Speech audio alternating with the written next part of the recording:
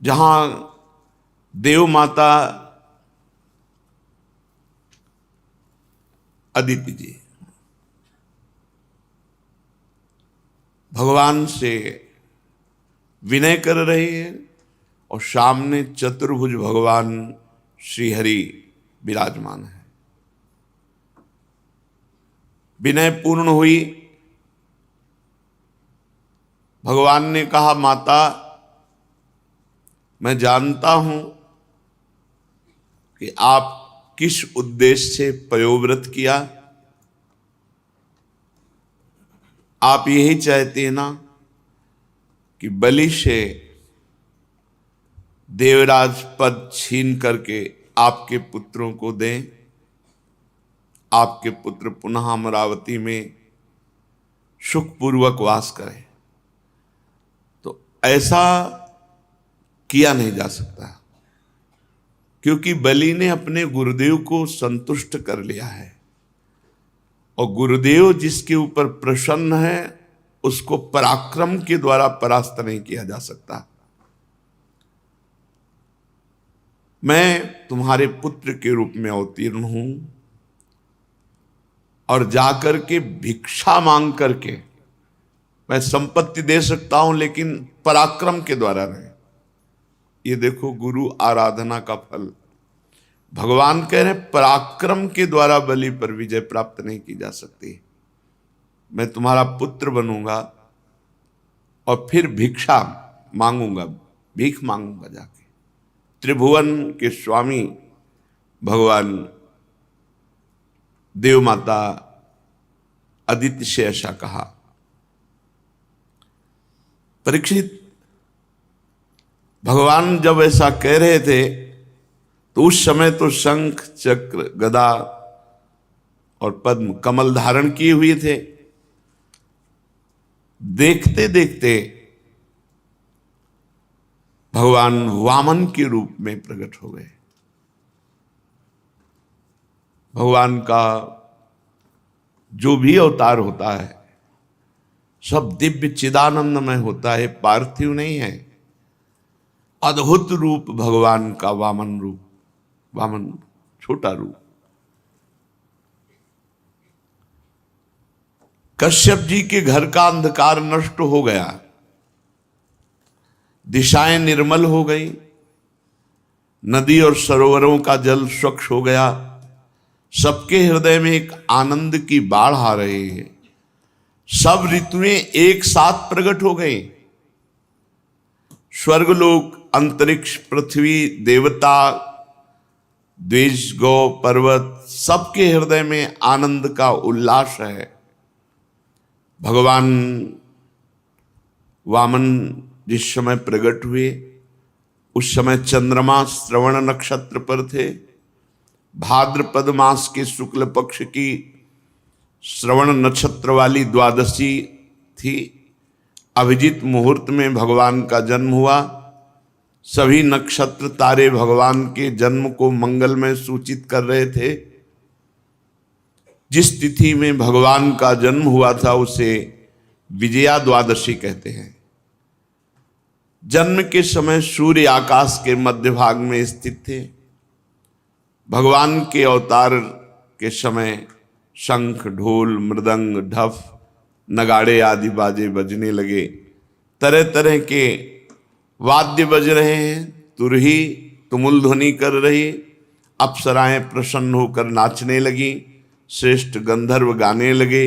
मुनि, देवता, मनु, पितर, अग्नि स्तुति करने लगे। सिद्ध, विद्याधर, किम पुरुष, किन्नर, चारण, यक्ष, राक्षस, पक्षी, मुख्य मुख्य नागगण और देवताओं के अनुचर ये नाचने गाने एवं भूरी भूरी प्रशंसा करने लगे। देव माता अदिति के आश्रम को पुष्पों की वर्षा से ढक दिया ऋषि मुनि गंधर्वादि ने। अदिति जी को बहुत आनंद देखा। परम पुरुष परमात्मा सर्वाश्चर्य में स्वरूप धारण किए हुए विराजमान है। कश्यप जी भी भगवान को अपनी योग माया से शरीर धारण किए हुए देख विस्मित हो गए और कहने लगे, जय हो विश्वात्मा, आपकी जय हो। परीक्षित, भगवान स्वयं अव्यक्त एवं चित स्वरूप हैं। उन्होंने जो परम कांत में आभूषण एवं आयुधों से युक्त शरीर ग्रहण किया था, वो देखते देखते अंतर्ध्यान हो गया और भगवान वामन ब्रह्मचारी का रूप धारण कर लिया। ठीक वैसे ही जैसे कोई नट अपना वेश बदल ले, क्योंकि नट नागर अद्भुत लीला विहारी भगवान हैं। भगवान को वामन ब्रह्मचारी के रूप में देखकर महर्षियों को बड़ा आनंद हुआ। उन लोगों ने कश्यप प्रजापति को आगे करके जात कर्मादि संस्कार करवाए। जब उनका उपनयन संस्कार होने लगा, तब स्वयं गायत्री देवी सविता ने उन्हें गायत्री का उपदेश किया। देवगुरु बृहस्पति जी ने यज्ञोपवीत और कश्यप जी ने मेखला, पृथ्वी ने कृष्ण मृगचर्म, वन के स्वामी चंद्रमा ने दंड और माता आदित्य ने कौपीन कटिवस्त्र और आकाश ने वामन वेशधारी भगवान को छत्र दिया। अविनाशी प्रभु को ब्रह्मा जी ने कमंडल दिया, सप्तऋषि ने कुश दिया, सरस्वती जी ने रुद्राक्ष की माला समर्पित की।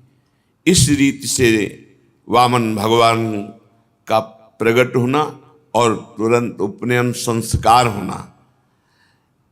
यक्षराज कुबेर ने उनको भिक्षा का पात्र दिया और जगत जननी अन्नपूर्णा भगवती उमा ने स्वयं भिक्षा दी। वटु वेशधारी भगवान वामन का सम्मान इस तरह से सब बड़े महाजनों ने किया। ब्रह्म ऋषियों से भरी हुई सभा में अपने ब्रह्म तेज के कारण अत्यंत शोभायमान हुए वामन भगवान। भगवान ने स्थापित प्रज्वलित अग्नि को कुशों से परिसमूहन और परिस्तरण करके पूजा की, हवन किया, जो ब्रह्मचारी का नियम होता है। और उसी समय तैयार हो गए यशस्वी बलि भृगुवंशी ब्राह्मणों के आदेशानुसार अश्वमेध यज्ञ कर रहे हैं, वहां जाकर के भिक्षा मांगना। यद्यपि भगवान समस्त शक्तियों से युक्त हैं, उनको क्या मांगना। जे ही भगवान चले मांगने के लिए, पृथ्वी पग पग पर नाच रही, क्योंकि भगवान के चरण चिन्ह से युक्त होती जा रही। नर्मदा के उत्तर तट पर भृगुकच्छ नाम का एक बड़ा सुंदर स्थान है।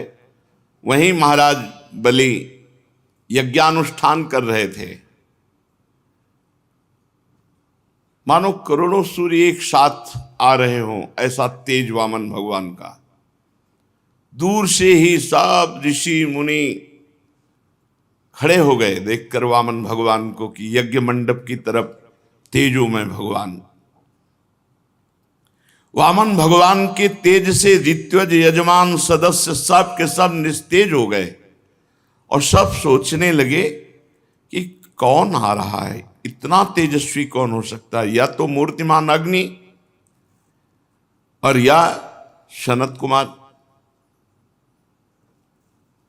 कौन है? भृगु जी के पुत्र शुक्राचार्य अपने शिष्यों के साथ इसी प्रकार कल्पना कर रहे थे कि हाथ में छत्र दंड जल से भरा कमंडल लिए हुए वामन भगवान अश्वमेध यज्ञ के मंडप में प्रवेश किया। कमर में मूंज की मेखला है, गले में यज्ञोपवीत धारण किए हुए हैं, बगल में मृगचर्म है, सिर पर जटा और बौना स्वरूप ब्राह्मण के वेश में ब्रह्मचारी भगवान यज्ञ मंडप में प्रवेश किए तो सब भृगुवंशी ब्राह्मण निस्तेज हो गए, निष्प्रभ हो गए, सब के सब अग्नियों के सहित खड़े होकर वामन भगवान का स्वागत सत्कार किया।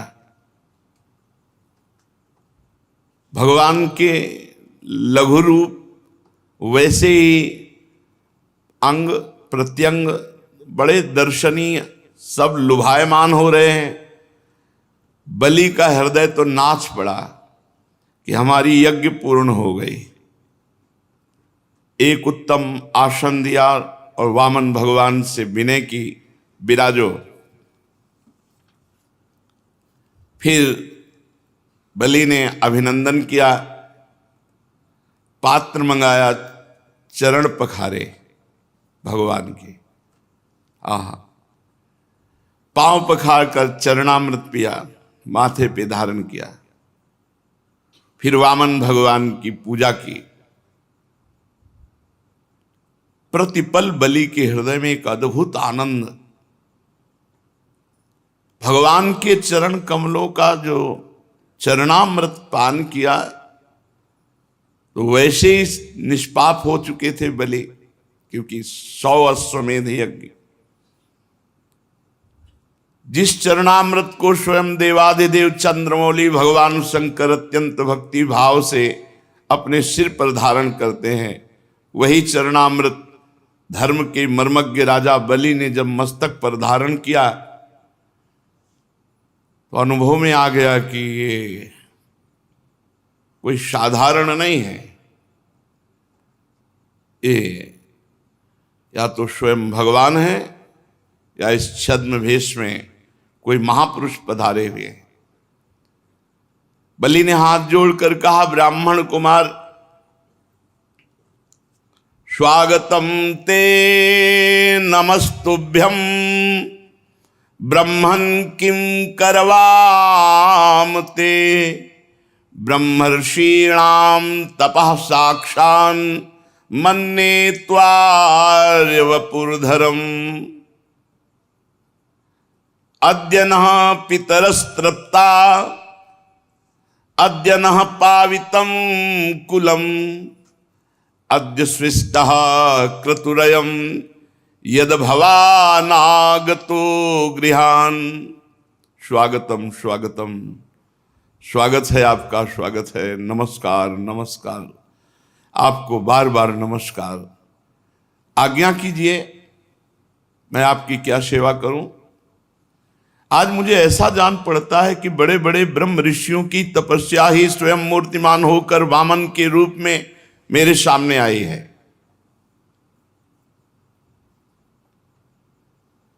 आज मैं धन्य हो गया, आप यहां पधारे, आज मेरे पितर तृप्त हो गए। आज मेरा कुल वंश पवित्र हो गया, आज मेरा यज्ञ सफल हो गया। हे वामन ब्राह्मण कुमार, पता नहीं आपके पांव पखारने से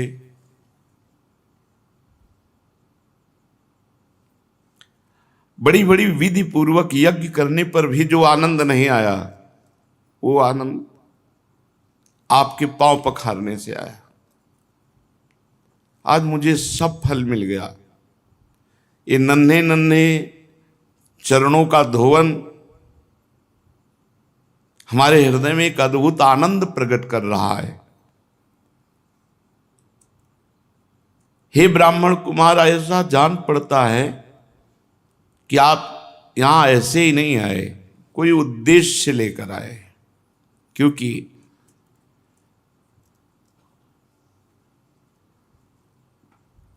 आपके चेहरे से पता चलता है कि आप कुछ मांगना चाहते हैं, कुछ उद्देश्य लेकर आए।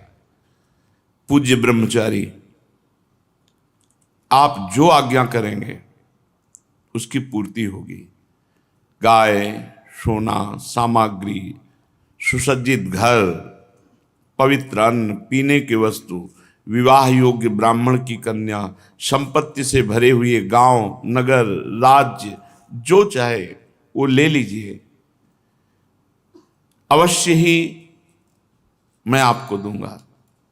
क्योंकि आज मेरा परम मंगलमय है।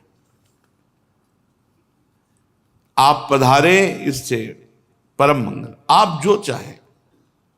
राजा बलि के वचन धर्म भाव से भरे, बड़े मधुर थे। उन्हें सुनकर भगवान वामन प्रसन्न मुद्रा में अभिनंदन करते हुए कहा,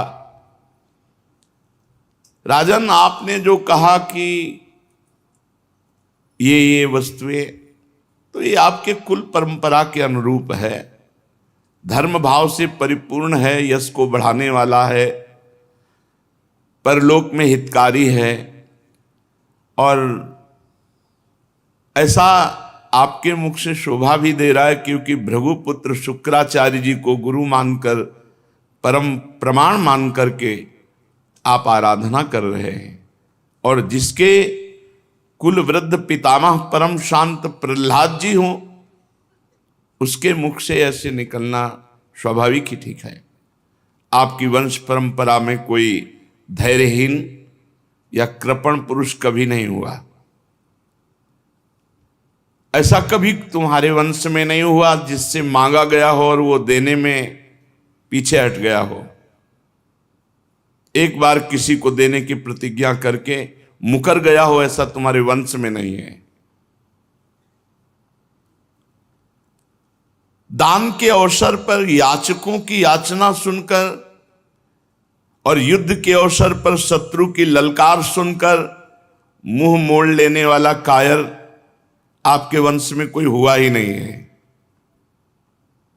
क्यों न हो, आपकी कुल परंपरा में प्रहलाद अपने निर्मल यश से वैसे शोभायमान है जैसे आकाश में चंद्रमा।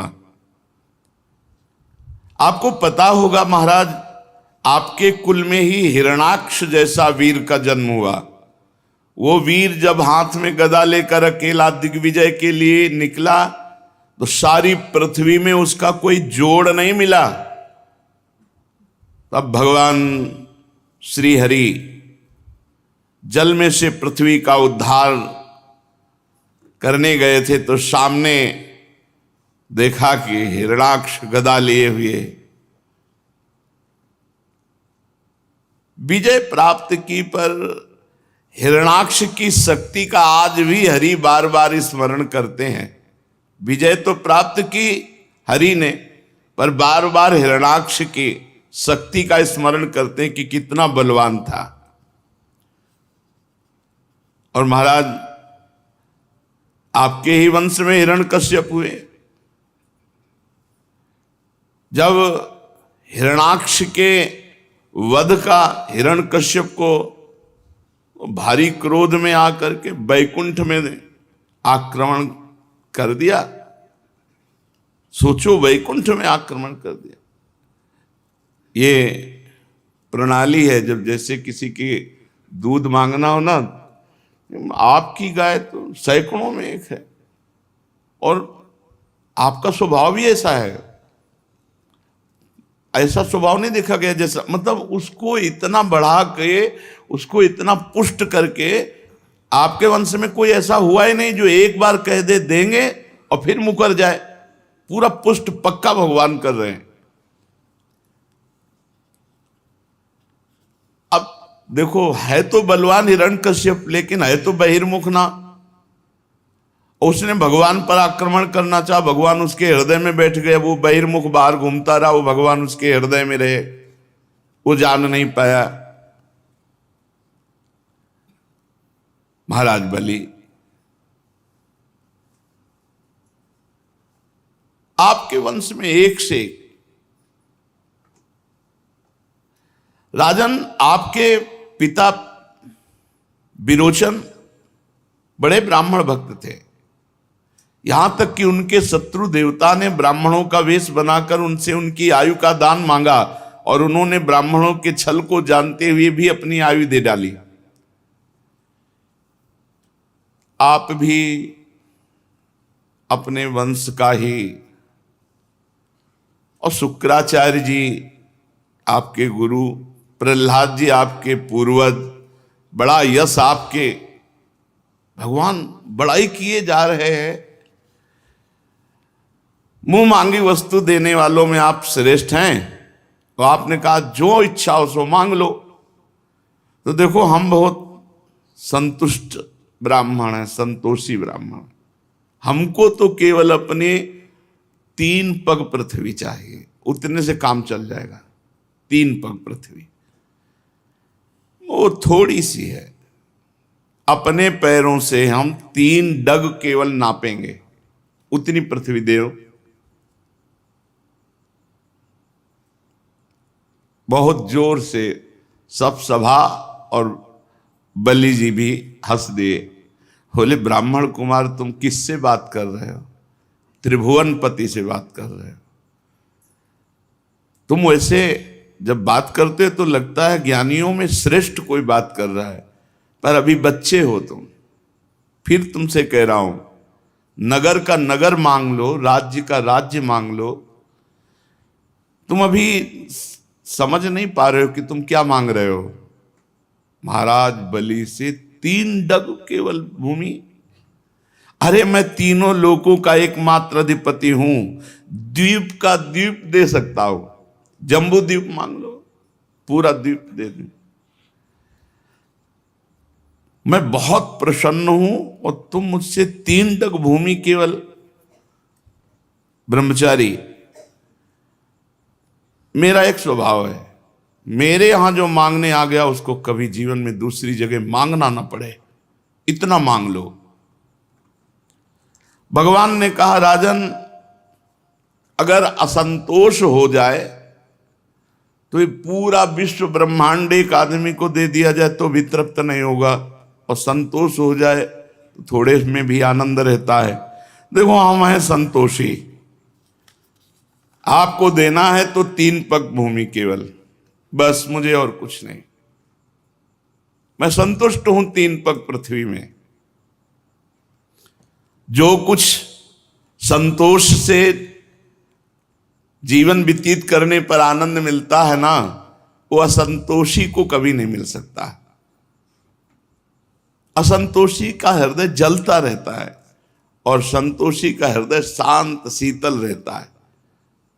असंतोषी जन्म मृत्यु के चक्कर में पड़ता है और संतोषी मोक्ष। वैसे तो स्वयं प्राप्त वस्तु से जो संतुष्ट रहता है उसका भजन तेज कभी नष्ट नहीं होता, और वो सहज में मोक्ष पदवी पर आरूढ़ होता है।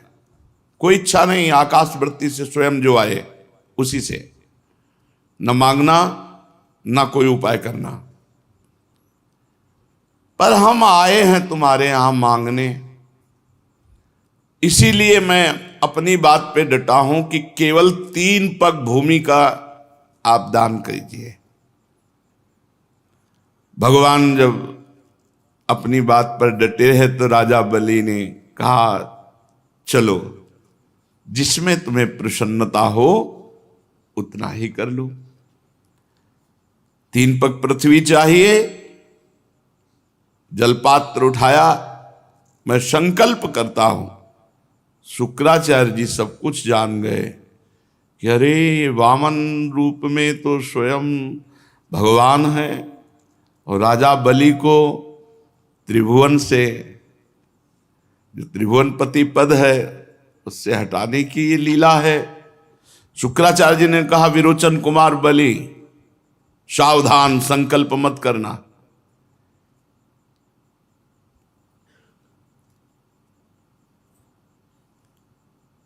ये स्वयं अविनाशी भगवान श्री हरि हैं।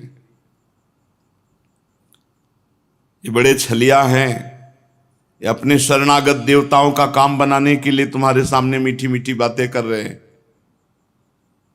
मैंने ध्यान के द्वारा देख लिया, अदिति देव माता ने आराधना की और उनके गर्भ से अवतीर्ण हुए हैं।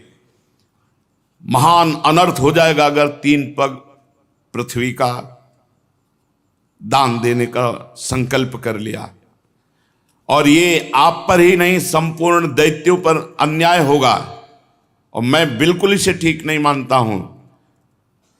ये ब्रह्मचारी बनकर बैठे हुए जानते हो तुम्हारा राज्य, ऐश्वर्य, लक्ष्मी, तेज, विश्व विख्यात कीर्ति, सब कुछ एक क्षण में अपहरण करके इंद्र को दे देंगे। अरे ये विश्वात्मा है, तुम 3 पग भी नहीं पूरे कर पाओगे। मूर्ख, जब अपना सर्वस्व छिन जाएगा तो तेरे परिवार का, तेरे राज्य का कैसे जीवन निर्वाह होगा। अरे ये विश्व व्यापक है, इनको ऐसा मत देख कि ये छोटे से बामन भगवान बैठे हुए। ये विश्व व्यापक विश्वात्मा है, इनका विशाल शरीर इसमें छुपा हुआ है। वो जैसे कितना बड़ा नहीं होता नपना है, वो छोटा है, वो जब बड़ा हो कितना लंबा होता है। तो भगवान छोटे से रूप में, जब शुक्राचार्य, मैं जानता हूं इनको, मैं इनको जानता हूं, शुक्राचार्य जी के, मैं इनको जानता हूं। तुम तीसरा पग पूरा नहीं कर सकते। जब पूरा ना कर पाओगे तब तुम्हारी दुर्दशा हो जाएगी। प्रतिज्ञा पूरी ना करने का तुम्हें पाप लगेगा और तुम नरक जाओगे। इसलिए तुम्हें संकल्प करना ही नहीं है, मेरी आज्ञा है। विद्वान पुरुष उस दान की प्रशंसा नहीं करते जिसके बाद जीवन निर्वाह के लिए कुछ बचे ही नहीं। जिसका जीवन निर्वाह ठीक ठीक चलता है वही संसार में दान, यज्ञ, तपस्या और परोपकार के कर्म कर सकता है। धन के 5 हिस्से लगाने चाहिए। एक हिस्सा धर्म के लिए, गुप्त, कोई जाने ही नहीं तो धर्म माना जाएगा। और एक हिस्सा यश के लिए, जो सब जाने कि हां इतना दान किया। और एक हिस्सा जिससे धन आ रहा है उस धन की अभिवृद्धि के लिए, बढ़ाने के लिए। और एक हिस्सा अपने परिवार के भोग के लिए। और एक हिस्सा आए हुए अतिथि, स्वजन, रिश्तेदार, नातेदार, पशु पक्षी, इनकी सेवा के लिए। जो अपने धन के 5 हिस्से करता है वो इस लोक और परलोक में दोनों जगह सुख पाता है। असुर शिरोमणे, यदि तुम्हें यह चिंता हो कि तुम्हारी प्रतिज्ञा टूट जाएगी तो मैं इस विषय में तुम्हें कुछ ऋग्वेद की श्रुतियों का आश्रय सुनाता हूं। श्रुति कहती है किसी को कुछ देने की बात स्वीकार कर लेना सत्य है और नकार जाना अर्थात अस्वीकार कर देना असत्य है। पर यह शरीर एक वृक्ष है, सत्य इसका फल फूल है।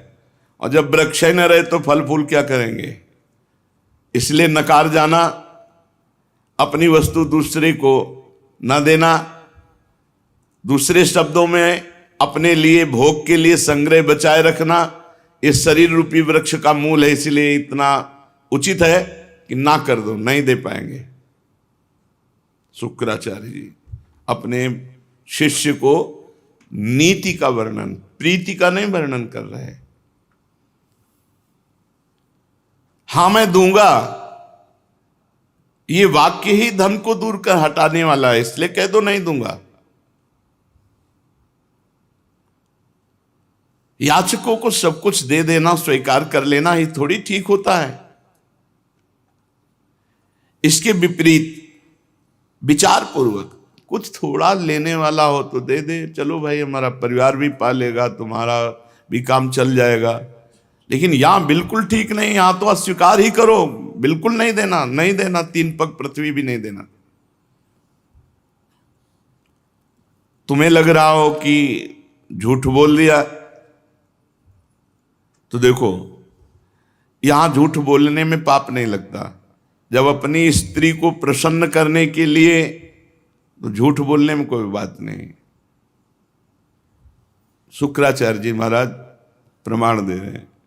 और हास परिहास में बोला गया झूठ, किसी के प्राण बचाने में बोला गया झूठ, और किसी जीवन रक्षा, प्राण संकट, गौ ब्राह्मण, इनके हित में बोला गया, ये पापकारी नहीं होता है। अपनी स्त्री को प्रसन्न करने के लिए बोला गया, हास परिहास में बोला गया, और किसी की आजीविका जा रही है और आप झूठ बोल दो बच जाएगी तो आप झूठ बोल दो, वो सत्य का फल मिलेगा आपको। किसी के प्राण जा रहे हैं और आपके झूठ बोलने से बच जाते तो आप झूठ बोल दो, उसके प्राण बच जाएंगे। गौ ब्राह्मण के हितकर में अगर आप झूठ बोल देते हैं तो वो सत्य के समान होगा। किसी की निंदा होने जा रही है, उसका बेचारे का सर्व यश क्षीण हो जाएगा, झूठ बोल दो बच जाएगा। ये स्थान बताए शुक्राचार्य जी ने और कहा तुम झूठ के लिए डरो मत, बोल दो मैं नहीं दे पाऊंगा 3 पग पृथ्वी। गुरुदेव बोल रहे हैं। राजा बलि ने कहा भगवान आपका कहना सत्य है, गृहस्थाश्रम में रहने वालों के लिए वही परम धर्म है जिससे उनकी आजीविका में बाधा न पड़े। परंतु गुरुदेव मैं प्रहलाद जी का पौत्र हूं। आहा, प्रहलाद जी का पौत्र हूं, अर्थात भगवान के भक्ति और भक्तों की श्रेणी में चरम अवस्था को प्राप्त महापुरुष, ऐसे महापुरुष का पौत्र होकर एक बार देने की बात कहकर मैं मुकर जाऊं, कभी नहीं हो सकता। इससे बढ़कर के कोई पाप नहीं हो सकता मेरे लिए कि वामन ब्रह्मचारी हमारे यहां मांगने आए और मैं अपने सुख के लिए कह दूं कि नहीं नहीं अब मैं झूठ बोल जाऊं कि अब आपको नहीं दे पाऊंगा पृथ्वी। महाराज, इस संसार में सबसे बड़ी बात है आए हुए अतिथि का, शरणागत का पूर्ण रूप से स्वागत करना सबसे बड़ी बात है। दधीची अपनी हड्डियों को, जीवन को दे दिया, सिवी काट काट के मांस दे दिया कबूतर की रक्षा के लिए। इन महापुरुषों ने दुष्ट प्राणों को दान कर दिया। ये तो पृथ्वी मांगने आए हैं और इस पर हम विचार, सोच विचार इतनी गहराई से नहीं। महाराज गुरुदेव, ऐसे लोग संसार में बहुत नहीं देखे जाते जो देने की बात कह करके डटे रहें, युद्ध में जो कभी पीठ ना दिखाएं और जिनके घर से कभी भिक्षुक वापस नहीं गया, ऐसे ज्यादा नहीं देखे जाते। शतपात्र प्राप्त हो और धन का दान कर दे, इससे बढ़कर लाभ क्या हो सकता है। गुरुदेव, उदार करुणाशील पुरुष अपात्र याचक की कामना पूर्ण करके भले दुर्गति भोगना पड़े स्वीकार करते हैं।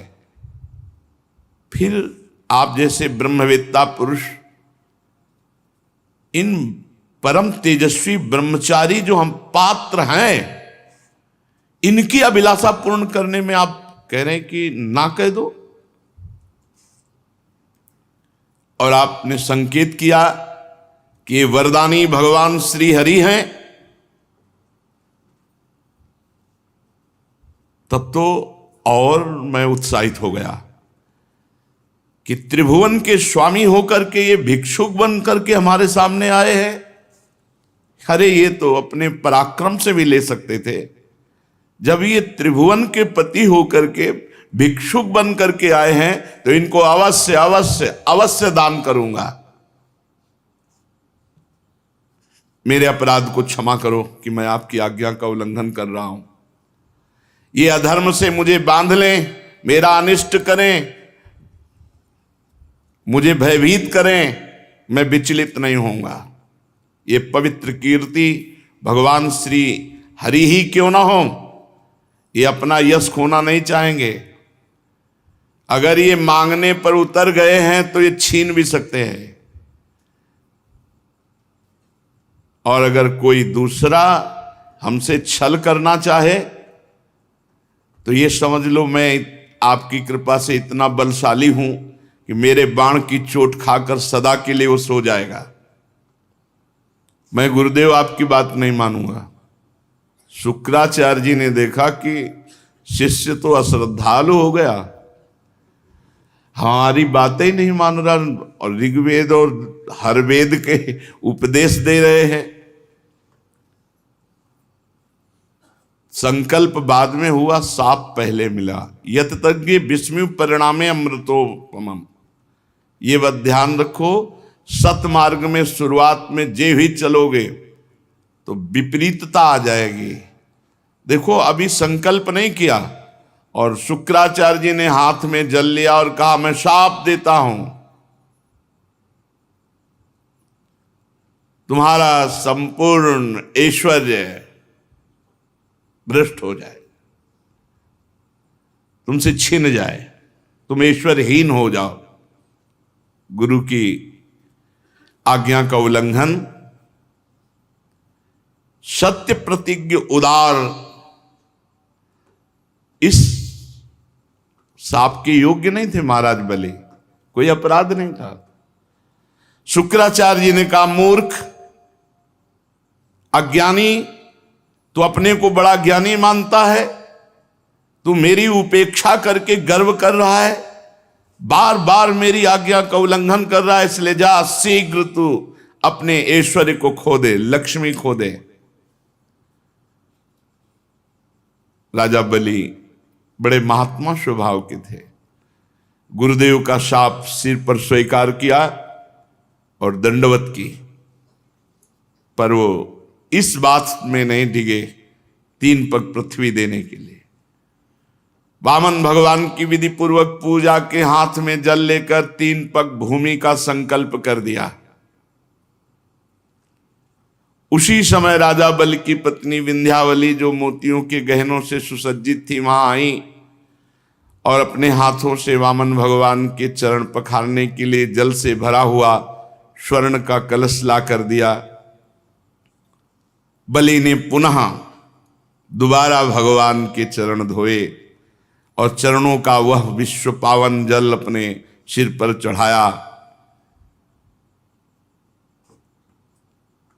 देवता लोग ये देख करके, सौभाग्य इतना बलि का देख के कि हमको राज्य तो मिलेगा ही अब, क्योंकि भगवान ने ठान लिया है, लेकिन जो बलि को मिल रहा है वो मुझे नहीं मिला, बलि आगे ही रहेंगे।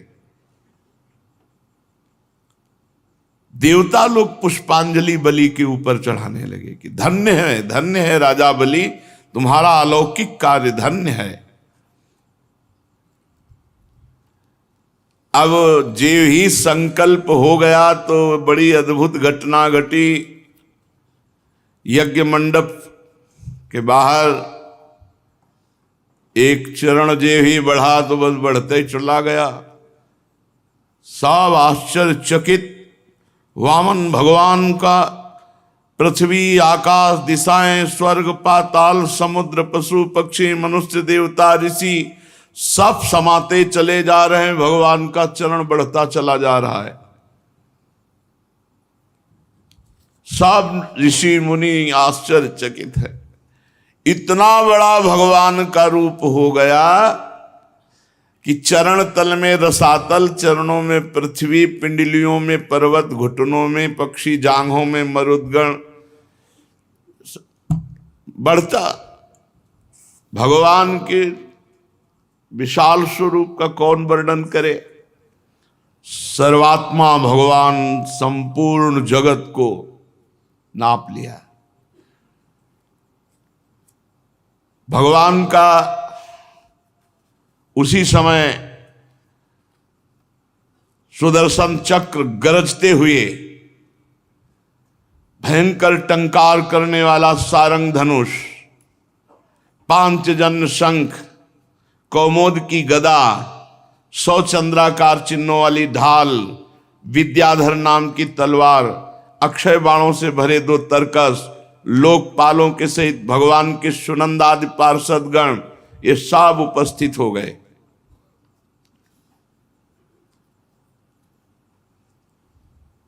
परीक्षित, भगवान का चरण कमल ये जब ब्रह्मलोक पहुंचा, यहां से बढ़ता हुआ ब्रह्मलोक, ब्रह्मा जी ने देखा, अरे ये तो श्री भगवान का श्री चरण है। तो नखचंद्र की छटा से सत्यलोक फीका पड़ गया। भगवान के चरणों की नख कांति से ब्रह्मलोक फीका पड़ गया। स्वयं ब्रह्मा उस प्रकाश में डूब गए। मरीच आदि ऋषि, सनंदन आदि नैष्ठिक ब्रह्मचारी, बड़े बड़े योगी भगवान के चरण कमल की अगवानी की। वेद उपवेद नियम यम तर्क इतिहास वेदांग पुराण सहित ये सब मूर्तिमान होकर वहां भगवान के चरणों की आराधना। योग रूप वायु से ज्ञानाग्नि को प्रज्वलित करके कर्ममल को भस्म कर डाला, वो सब महात्मा वहां विराजमान भगवान के चरण कमल की वंदना की। इसी चरण कमल के स्मरण की महिमा से सब कर्मों के द्वारा प्राप्त न होने वाले ब्रह्मधाम की जो प्राप्ति की महापुरुषों ने, वो सब चरण की वंदना कर रहे हैं। अगवानी करने के बाद विश्वरूप भगवान के चरण का अर्घपाद्य से पूजन कर प्रक्षालन किया। पूजा करके बड़े प्रेम और भक्ति से भगवान की स्तुति की। ब्रह्मा के कमंडल का वही जल वामन भगवान के पांव पखारने से पवित्र होने के कारण गंगा जी के रूप में परिणित हुआ। आकाश मार्ग से पृथ्वी पर गिरकर तीनों लोकों को पावन करती हुई ये गंगा जी हैं। गंगा जी क्या है? मूर्तिमान भगवान के चरणारविंद की उज्जवल कीर्ति हैं।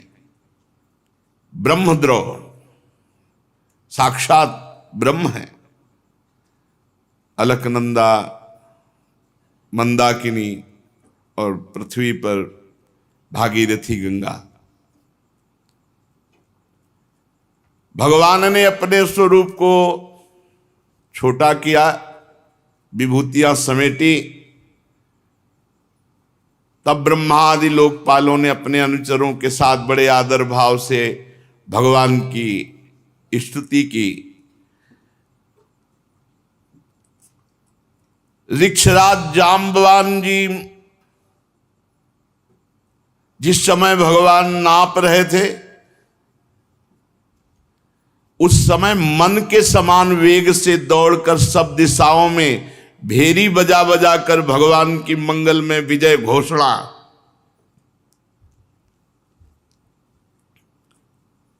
तभी वो जब कौन जाए समुद्र के पार, तो कह रहे हैं कि समुद्र क्या, बूढ़ा हो गया हूं।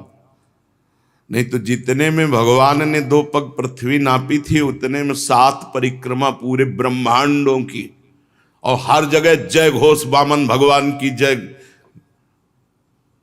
मन के वेग के समान, मन के वेग के समान। जैसे आप बंबई गए हो, अभी सोचो अभी पहुंच जाओगे, अभी मन बंबई की वो सीन ले आएगा जो आप देखे हो, या अमेरिका गए हो, या इतना तीव्र गति थी जाम्बवान जी की। और बहुत पुराने हैं ये, हर अवतार में है। देखो वामन अवतार में ये लीला, और रामा अवतार में वो लीला, और कृष्णा अवतार में भी लीला। जाम्बवती जी इन्हीं की तो पुत्री है। और युद्ध भगवान श्री कृष्ण से बहुत दिन जो अंदर युद्ध चला, जब जाम्बवान रग रग दर्द करने लगी तो उन्होंने कहा ऐसा पिटाई करने वाला कोई हो ही नहीं सकता दूसरा स्वामी के सिवा, कि जो हमारे शरीर में पीड़ा पहुंच जाए। तब उन्होंने कहा प्रभु आप हमारे राम जी हो। तो श्याम जी ने दिखाया राम जी का रूप, तो कहा भेंट में कन्या स्वीकार करो, ये दहेज में सिमंतक मणि ले। जाम्बवती जी वही महाभागवत जाम्बवान जी भगवान की मंगल में विजय घोषणा की। दैत्यों ने देखा, जो बड़े बड़े वीर थे कि 3 पग पृथ्वी मांगने के बहाने तो सारा त्रिभुवन ले गए। हमारे महाराज यज्ञ में दीक्षित हैं, वे कुछ कहेंगे नहीं। तो उन्होंने कहा, अरे ब्राह्मण नहीं है, ये महामायावी हरि है, ब्राह्मण के भेष में आकर देवताओं का काम बना रहा है। हमारे स्वामी यज्ञ में दीक्षित है, इसलिए इस ब्रह्मचारी वेश बनाकर आने वाले, याचना करने वाले पर आक्रमण करो। दैत्यों ने कहा, हमारे स्वामी को इसने छल लिया है। हमारे स्वामी कभी झूठ नहीं बोलते। ऐसी अवस्था में हम लोगों का कर्तव्य होता है अपने स्वामी की संपत्ति की रक्षा करना। और असुरों ने अपने अपने हथियार उठा लिए। वामन भगवान को मारने के लिए टूट पड़े। पहले ही बता दिया कि जब वामन भगवान ने अपने चरण बढ़ाना शुरू किया था तो दिव्यास्त्र और दिव्य पार्षद सब पहले उपस्थित हो गए थे। एक क्षण में जितने दैत्य उत्साहित होकर के, तो नंद सुनंद जय विजय प्रबल बल कुमुद कुमुदाक्ष विश्वक्सेन गरुण जयंत श्रुतदेव पुष्पदंत सात्वत, ये भगवान के दिव्य पार्षद संहार करने लगे दैत्यों का। जब राजा बलि ने देखा कि भगवान के पार्षद मेरे सैनिकों को मार रहे हैं, तो उनको शुक्राचार्य जी के शाप का स्मरण आया कि गुरुदेव ने शाप दे दिया है कि ऐश्वर्य भ्रष्ट हो जाओ। तो उन्होंने कहा, विप्रचित्ति राहु नेमी आदि दैत्यों, मेरे भाइयों मत लड़ो, शांत हो जाओ, इस समय हमारा अनुकूल नहीं है। दैत्यों, काल के विधान को जानने वाले, सामर्थ्य रखते हुए भी अपने क्रोध को दबा करके समय का इंतजार करते हैं। ये समय सही नहीं है। देखो, जब हमारी उन्नति का समय था तो काल हमारे पक्ष में था, देवताओं को बिना लड़े स्वर्ग छोड़कर भागना पड़ा था। आज काल हमारे प्रतिकूल है, इसलिए हमारी अवनति होनी है। बल, मंत्री, बुद्धि, दुर्ग, मंत्र, औषधि, कोई उपाय इस समय मेरा काम नहीं करेगा, क्योंकि काल हमारे अधीन नहीं। इस समय काल विपरीत है। तुम लोग चिंता मत करो, शांत हो जाओ। दैव काल जब हमारे अनुकूल होगा तब हम पुनः इंद्र पद प्राप्त करेंगे। परीक्षित अपने स्वामी बलि की बात सुनकर भगवान के पार्षद विजयश्री और दानों भाग गए। भगवान ने पक्षीराज गरुण से कहा कि बांधो इस बलि को, वरुण पास में बांध दो। ये बहुत कष्टप्रद पास होता है, प्रतिपल प्राणों को कष्ट देता है। बांध दिया गया, वरुण पास में बलि को बांध गया। वैसे बिल्कुल विचित्र लीला है इनकी। देखो, जब केवल इनको कोई पकड़ना चाहता है कि मुझे केवल भगवान चाहिए, तब ये बात बहुत हिम्मत करके चलना है। केवल भगवान के लिए बहुत हिम्मत करनी है। गुरु ने मना किया, बलि ने नहीं माना, भगवान को दे दिया, तो प्रशंसनीय। भगवान ने आप प्रशंसा नहीं की, कहा बांधो इसको। गरुण जी को आदेश किया, तुरंत वरुण पास में बांध दिया। अब तो आकाश में समस्त दिशाओं में कि गलत है, गलत है।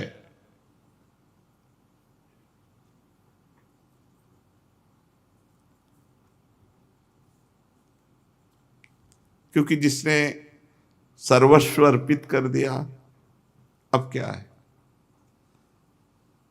अभी अहंकार देखना है कि देने का अहंकार है क्या?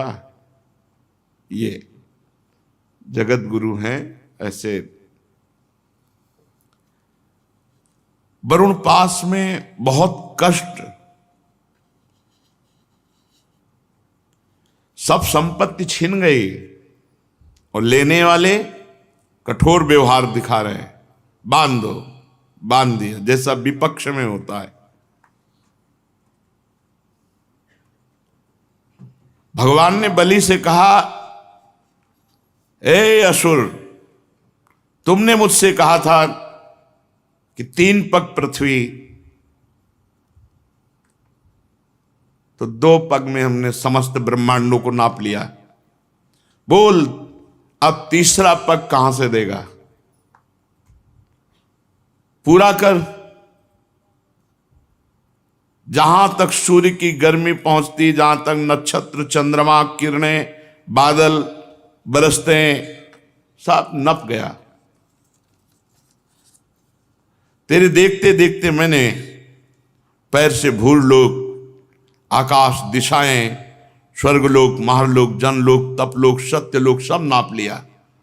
बोल 3रा पग अगर नहीं देगा तो तुझे नरक में डालूंगा।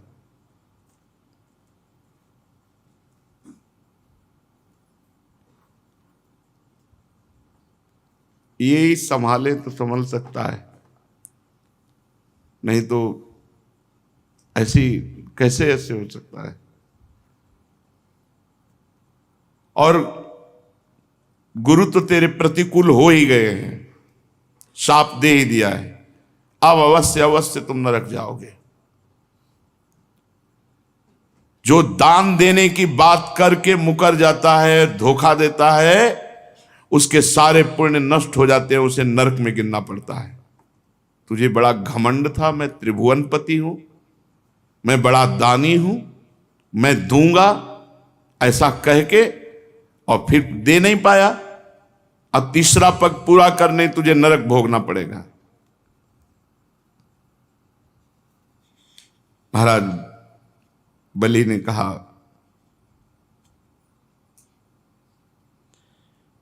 आराध्य देव, आपकी बड़ी पवित्र कीर्ति है, तो क्या आपने ये समझा कि मैं झूठ बोल रहा था कि 3रा पग, 3 पग पृथ्वी नहीं दे पाऊंगा? ऐसा नहीं है, मैं आपको सत्य बोल रहा हूं और सत्य दिखाऊंगा। आप धोखे में नहीं हैं। 2 पग से हमारी संपत्ति नापी,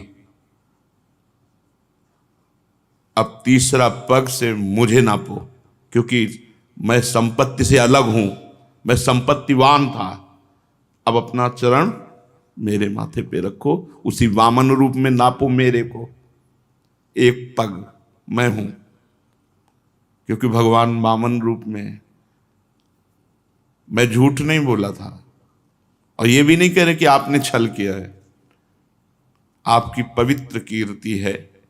आप मेरी बात को असत्य समझते हैं, ऐसा नहीं, मैं उसे सत्य कर दिखाता हूं। आपको धोखे में नहीं डाला।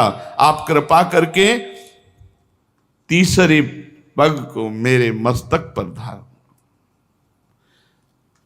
और ये नरक में जाने का भय किसी और को दिखाओ, हमें नहीं। देखो, ये भक्त का हृदय होता है।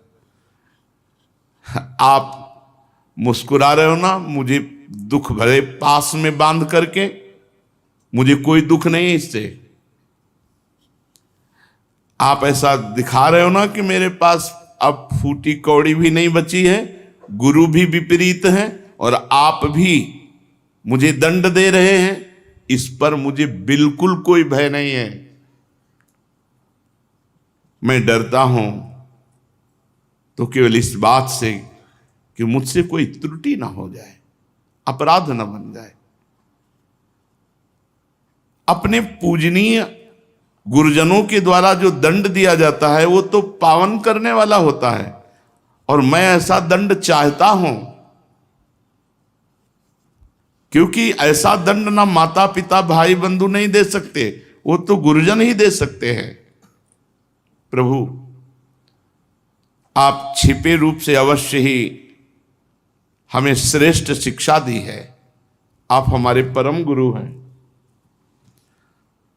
जब कोई धन से मतवाला होता है, बल से मतवाला होता है, अहंकार से मतवाला होता है, तो आप उसे ठीक करते हैं, उसको ज्ञान नेत्र प्रदान करते हैं, उसके अहंकार का नाश करके। ये परम उपकार है नाथ। मैं कैसे बताऊं कि आप कितना उपकार हमारे ऊपर किए। अनन्य भाव से योग करने वाले योगी गण जो सिद्धि प्राप्त नहीं कर पाए, वो सिद्धि मुझे प्राप्त हुई। मुझे ये धमकी मत दो कि नरक, ऐसी महिमा आपकी, ऐसी लीला आपकी, वो आप मुझे दंड दे रहे हैं, वरुण पास से बांध रहे हैं। प्रभु, इसमें ना मुझे कोई लज्जा है, ना मुझे कोई व्यथा है, ना मुझे कोई दुख है। फिर कहता हूं मैं प्रहलाद जी का पौत्र हूं।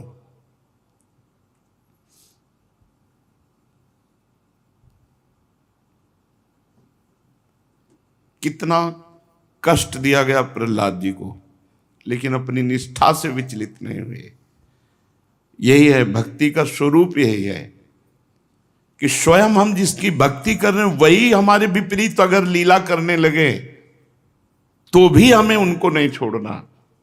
ये बड़ी परिपक्व अवस्था भक्ति की होनी चाहिए। देखो, सब कुछ समर्पित है, अब आपके सिवा कोई है नहीं, और आप ही विपरीत हो, गुरु भी विपरीत हो गए, सब विपरीत हो गए, तो आप कम से कम आप तो विपरीत ना होइए। लेकिन आखिरी हद की बात है कि आप भी विपरीतता दिखा रहे हो। कह रहे हैं तुझे पक्का नरक मिलेगा, और गरुण जी से कह के वरुण पास में बंधवा दिया, और कहां तीसरा पग पूरा करेगा, बड़ा दानी बनता है। ऐसा ये जैसे जादूगर की हर चाल को जमूरा जानता है, ऐसे ही भगवान की भक्ति में इतनी सामर्थ्य है कि भगवान की हर चाल को पहले ही भक्त के अंदर भक्ति समझा देती कि ऐसे से ऐसे चलना है। इसीलिए भक्ताधीन भगवान को कहा गया है। भक्ति के भाव में भरकर भगवान अजित को जीत ले, वो भक्ति है। इसलिए भगवान की भक्ति में इतनी सामर्थ्य है कि जो न योगी, न तपस्वी, न ज्ञानी कभी भगवान को अधीन कर नहीं पाए, वो भक्तों के पीछे डोले हैं, भक्तों के पीछे डोले हैं। भक्तन पाछे यो फिरत जीव बछरा संग गाय, भक्ताधीन मनः पूज्य गोपाल शास्त्र नाम। भक्ता अधीन। प्रहलाद जी की मेरे पितामह हैं, सारे जगत में प्रसिद्धि है। किस बात से? कि आपके भक्तों में सर्वश्रेष्ठ है। तो प्रभु, मैं उन्हीं का पौत्र हूं। आप चाहे जितना विपरीतता करें, हमारी भक्ति में फर्क नहीं पड़ सकता। ये हमारी भक्ति इतनी पुष्ट होनी चाहिए कि बोले हमारी अब श्रद्धा नहीं रह गई। किस बात की? जहां ऐसी परिस्थिति है कि श्रद्धा नहीं रह जाना चाहिए, वहां देखो भक्ति कैसे कि ये विनोद भरी बात किसी और को कहो जाकर, क्योंकि डर जाएगा कि तुम्हें नरक मिलेगा। भगवान कह रहे हैं तुम्हें नरक मिलेगा, अब तो पक्का मिलेगा, तो डर जाना चाहिए।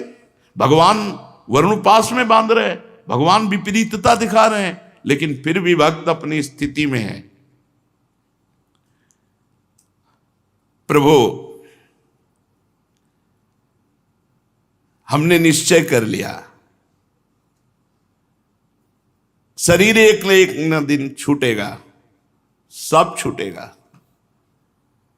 फिर शरीर के लिए या यश कीर्ति के लिए आपको क्या छोड़ना? आपको पकड़े ये सब छूटेगा। लौकिक दृष्टि से आप कुछ भी कहें, लेकिन अंतर्दृष्टि से आप देखें, अंतर्दृष्टि से प्रभु हिरण्यकश्यप के वंश का हूं, तो आप बाह्य दृष्टि से तो हमारे साथ शत्रुता का व्यवहार दिखा सकते हो, अंतर्दृष्टि से नहीं। दोनों बातें सामने रखते हैं। प्रहलाद जी का पौत्र हूं, मतलब भक्ति की कसौटी में आप कितना भी कस लो, हमें फेल नहीं कर सकते। और ये जो बाहर लीला कर रहे हो गलत है नहीं, क्योंकि हिरण्यकश्यप हमारे ही पितर है, तो आपसे द्रोह करते थे, तो आप द्रोह की लीला हमसे करोगे, कर लो। पर अंतर्दृष्टि से देखो आप, बलि ऐसा बोल ही रहे थे, मुख में भगवान नाम, आंखों में अश्रु, प्रहलाद जी पधारे।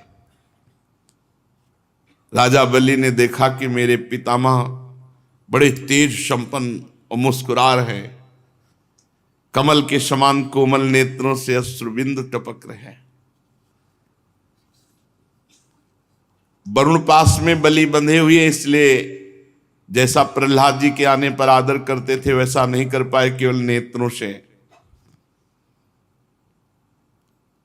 प्रहलाद जी ने देखा भक्तवत्सल भगवान वहां विराजमान है, सुनंद नंदादि पार्षद सेवा कर रहे हैं। प्रहलाद जी तो वैसे ही पुलकित सुप्रवाह, लेकिन जब देखा कि बलि जी पर इतनी कृपा, तो साष्टांग भगवान के चरणों में लौट गए। और फिर जो भगवान से वार्ता हुई वो आगे शिष्य आगे। श्री राधा वल्लभ लाल।